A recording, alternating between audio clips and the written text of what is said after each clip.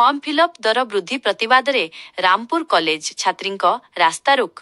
सुवर्णपुर जिला डुंगुरीपाली ब्लॉक अंतर्गत रामपुर पंचायत महिला महाविद्यालय रे फॉर्म फिलअप दर वृद्धि प्रतिवाद रे छात्री माने रास्तारोक करिथिबा जणा पड़िछि। कॉलेज कर्तृपक्ष युक्त 2 द्वितीय वर्षर छात्री मानक ठारू फॉर्म फिलअप पई निर्धारित 1000 टंका बदल रे 1200 टंका आदाय करुछंती।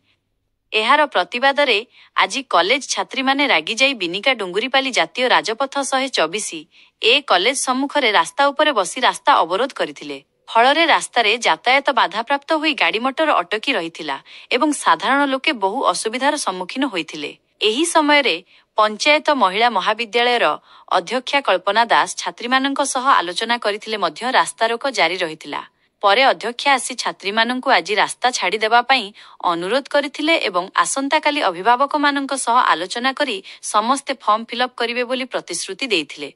एही प्रतिश्रुति परे छात्री माने रास्तारोकरू ओहरिथिले।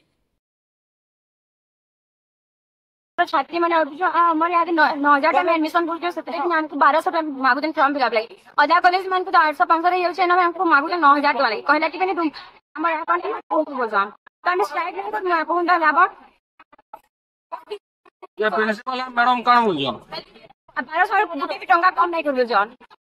क्या मोरा पे जवाब दे जन कहूं जन से हमको अब नाले रास्ता रोक ना करो हमें रास्ता रो बिल्कुल नहीं उठने है हमर तो हमर तो नहीं पूरा लागे गवर्नमेंट अगर 800 टका हमको 1200 टका फिर नाटा संगीता मिश्रा एक्चुअली तो हमर फॉर्म फिलअप रो पैसा होचे 1040 गवर्नमेंट रो चिट्ठी नंबर अनुसार EI 413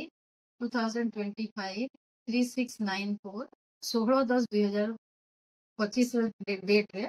हमको जन चिट्ठी आसी जे सेतिरा 1040 टंका अछि। आमर कॉलेज रो 160 टंका अधिका निया जायतला जेहेतु कि वर्ष हमर application fees subject application fees हम डिपोजिट करिथिलु 16,500 टंका तेणु करी से 16,500 टंका प्लस आसंता सरस्वती पूजा रो 50 टंका हिसाब रे तके जुडी करी 2,1200 टंका करिथिलु एवं सेति ही पैसा नथिलु किंतु छुआ माने कहउछन जे 1000 टंका देई करी फॉर्म फिलअप करनु जहाँ कि हमर काउंसिल रो फीस रो रे पैसा सेति नुहे तो आमे केंति करी फॉर्म फिलअप करि पारमु आपन माने छुआ माने जहाँ देई से भी तके नै कि तांको एडे छुआ माने धारणा